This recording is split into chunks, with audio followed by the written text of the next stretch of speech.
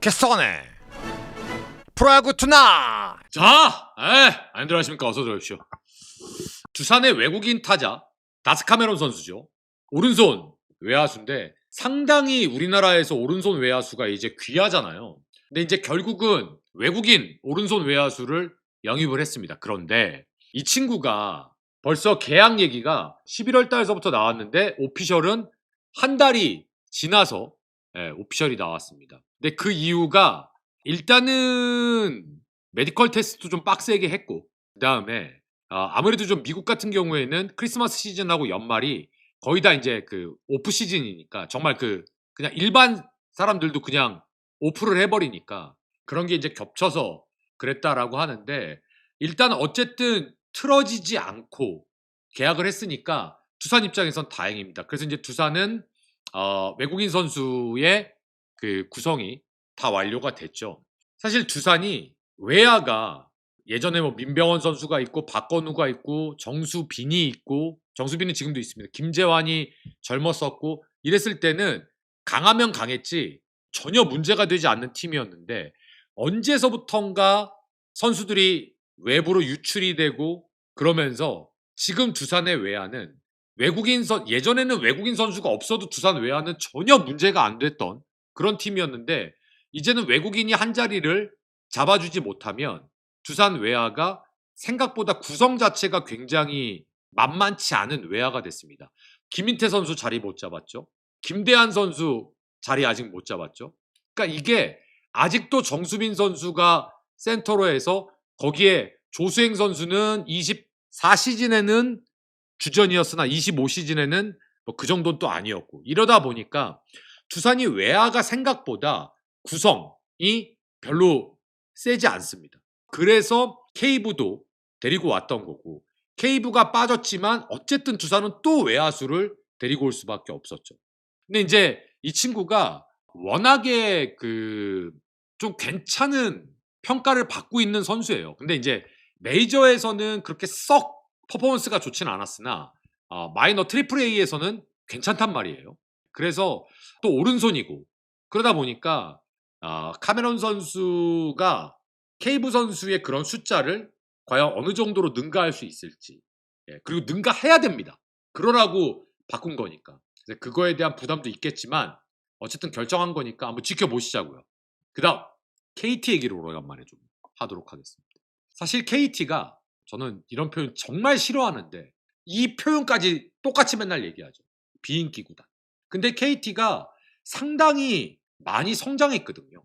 충성도 높으신 팬들도 많이 생기셨고 그동안에 그래도 꾸준하게 5년 포스트 시즌에 계속 가다 보니까 이제 리그에서 충분히 경쟁력 있는 팀이라는 인정을 받았고 또 수원의 팬 여러분들이 많이들 찾아주시고 계시니까.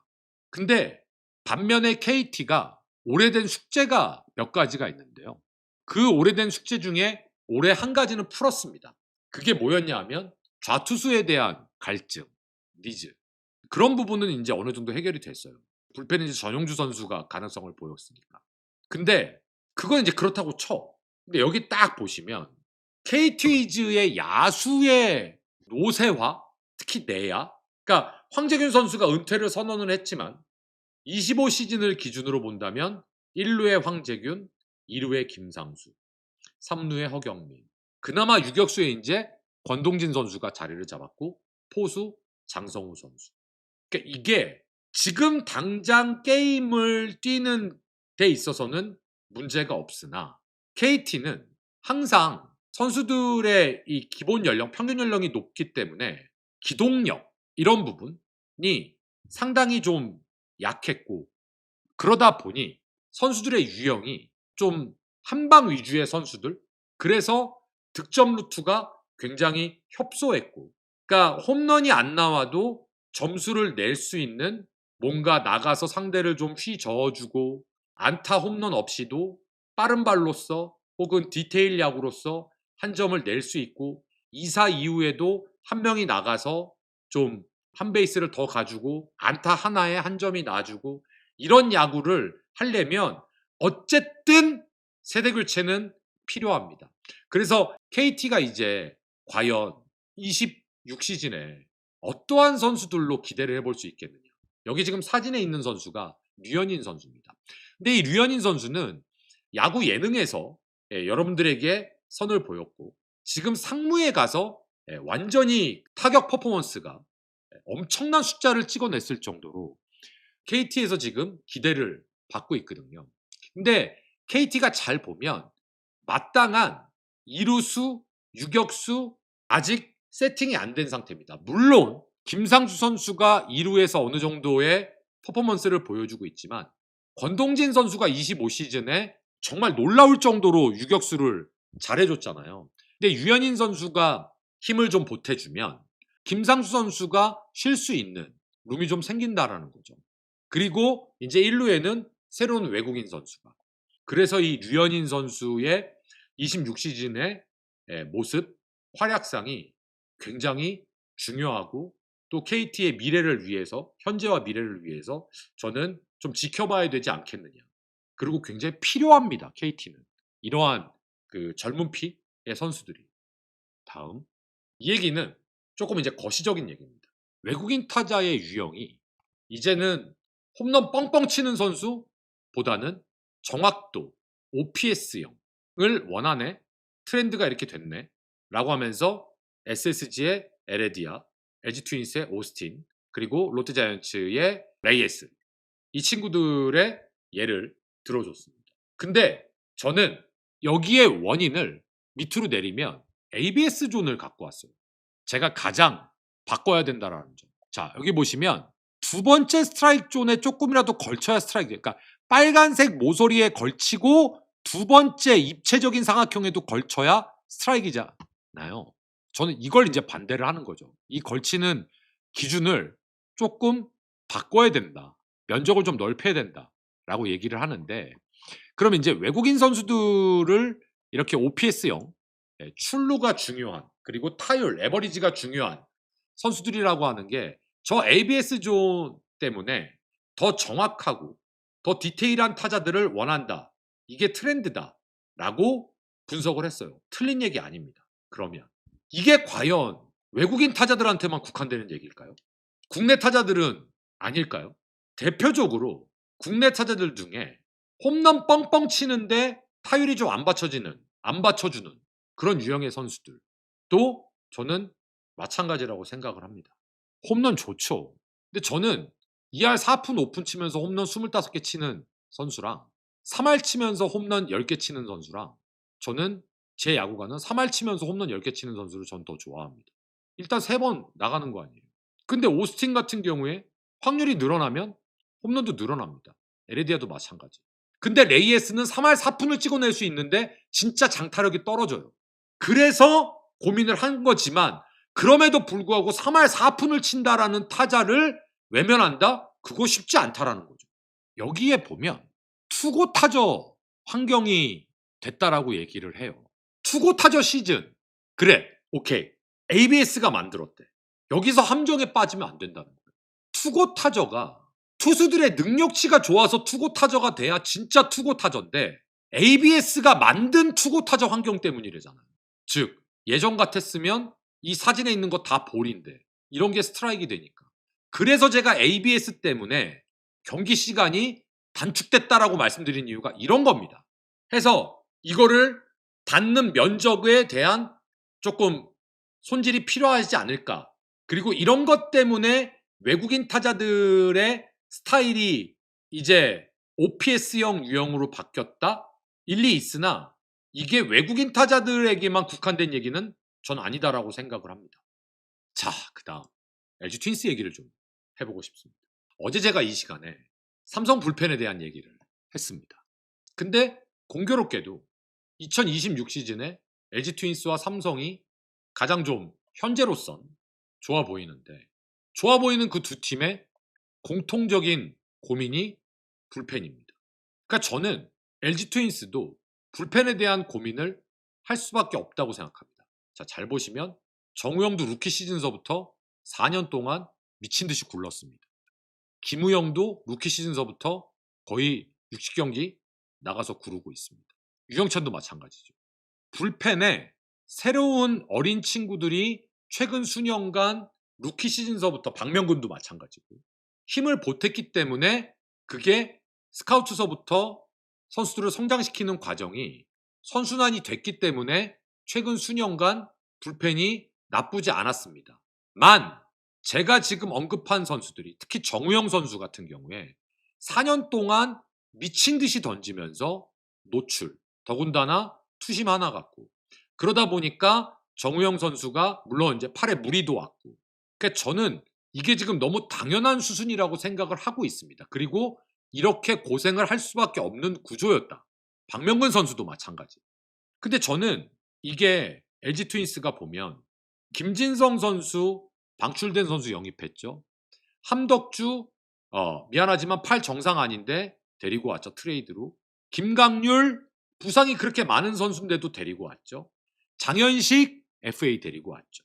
근데 지금 올해 2025 시즌에 제가 지금 언급한 선수 중에 제 기대대로 활약을 해준 선수는 놀랍게도 김강률 선수 한 명밖에 없었습니다.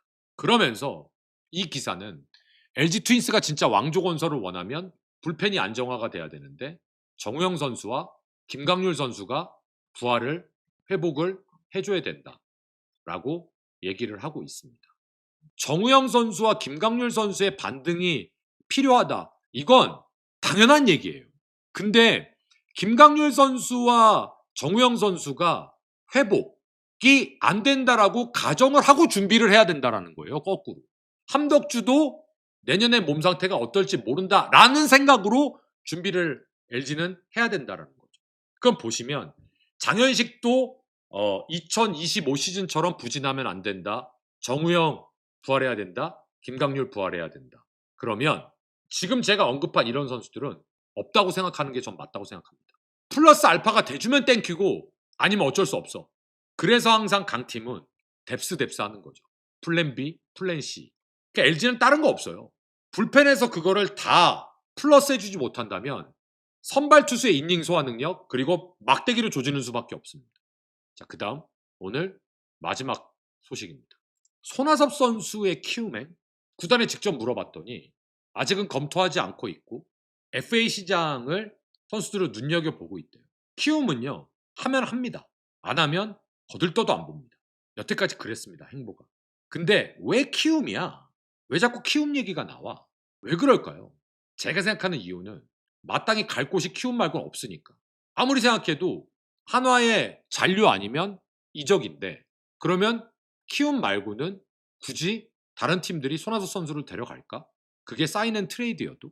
그러니까 이게 어떻게 하다가 손아섭 선수가 이런 계륵이 됐는지 진짜 너무 안타까운데 저는 손아섭이라는 선수를 되게 높게 평가하는 주의이기 때문에. 근데 그렇다고 제가 높게 평가한다고 시간까지 제가 잡아드릴 수는 없잖아요. 가는 시간을. 그러면 저 먼저 나이 안 먹죠. 근데 손아섭 선수를 키움이 데려가서 이용규 선수처럼 플레인 코치로 쓴다. 한 팀에 그런 선수를 2명이나 데리고 있다? 이거 굉장히 부담스러운 겁니다. 왜냐하면 사인앤트레이드라고 하면 손아섭 선수를 데리고 오면서 뭔가의 또 부가적인 보내주는 선수가 있어야 되거든요. 근데 키움이 과연 미안한 얘기지만 손아섭 선수처럼 나이 많은 선수를 데리고 오고 팀에 누가 될지 누군가를 보내준다? 저는 키움은 그렇게는 안 할 것 같은데요. 차라리 거꾸로 키움은 지명권을 받으면 받고 젊은 친구를 받으면 받는 팀이지 나이 있는 친구를 받고 지명권을 주거나 혹은 반대급부로 젊은 친구를 주는 팀은 키움은 절대 아니니까. 그래서 저는 손아섭 선수가 진짜 갈 만한 팀이 없을까. 아무리 생각해도 손아섭 선수가 저는 오히려 솔직히 KT를 한번 고민을 해봤어요. KT가 근데 아까도 제가 말씀드렸지만 가뜩이나 KT가 선수들의 나이가 많아서 난리인데 손아섭마저 데리고 간다? 아이고 씨. 근데 어쨌든 대한민국에서 손아섭은 안타를 제일 많이 치는 선수인데 제일 많이 친 선수인데 이렇게 됐다고? 그래서 저는 한화가 계약을 하는 게 맞는데 그러려면 조건이 있어요. 손아섭 선수가 포기할 거 포기해야 됩니다. 예를 들면 나 주전 시켜주세요. 에이씨 수비가 돼야지. 수비가 안 되는데 한화 가서 수비 3경기인가 밖에 안 나갔더만 우익수로. 3경기야 5경기야. 그러니까 한화 강백호도 데리고 왔는데 그럼 강백호 지명타자 쓰지 손아섭 지명타자 쓰겠어? 그러니까 손아섭이 내려놔야 돼요. 그래야 한화에서 손아섭을 계약할 수 있어요. 그러니까 한화가 트레이드로 데리고 올 때 손아섭을 데리고 올 때랑 지금 FA가 됐을 때랑은 차원이 다른 거예요. 한화도 우리 강백호 왔는데 어떻게 나가 볼텨? 이런 스탠스가 돼버린 거죠. 그러니까 키움이 셀캡 하한선 때문에 만약에 영입을 한다면 어차피 27시즌서부터 그게 제도가 시행이 되니까 26시즌 끝나고 거기에 맞는 이왕이면 돈 쓸 거면은 필요한 선수를 데리고 올 가능성이 높죠. 그래서 모르겠습니다. 정말 드라마틱하게 키움이 오케이 그래 하고 데려갈 가능성도 있겠으나 제가 봤을 때는 현실적으로는 좀 떨어진다. 근데 손아섭 선수가 어떻게 하다 진짜 이렇게 됐는지 모르겠는데 가는 세월을 어떻게 하겠습니까? 안타깝습니다. 참 그 워크에이식과 근성으로 손아섭이라는 이름이 KBO 리그에 준 이 영향력이 있는 선수잖아요. 최대 한타 1인데요. 그래서 손아섭 선수의 키움행은 현실적인 어려움이 분명히 있다. 그래서 손아섭 선수가 어떤 모습으로 계약을 하게 될지 저도 참 궁금하고 저는 진짜 잘 풀렸으면 좋겠습니다. 되든 안 되든 3,000안타를 도전해 볼 수 있는 지금은 현역의 유일한 선수잖아요. 그래서 좋은 방향으로 좀 흘러가서 손아섭 선수가 잘 계약이 됐으면 좋겠고요. 오늘 제가 준비한 소식 여기까지였습니다. 자, 우리 사랑하는 그리고 존경하는 시청자 여러분, 2025년이 이제 오늘 내일이 마지막입니다. 제가 유튜브는 이제 올해 처음 시작했잖아요. 올해 처음 시작해서 여러분들과 함께하고 있는데 자, 여러분들께 무한한 진짜 진심으로 감사를 드립니다. 계속해서 열심히 하려고 하고 있습니다. 많이들 응원해 주시고 많이들 전파해 주시고 구독 눌러 주시고 여러분들의 후원 기다리고 있겠습니다. 함께 해주셔서 감사드리고요. 내일 2025 시즌 마지막 방송으로 인사드리겠습니다. 캐스터였습니다. 고맙습니다.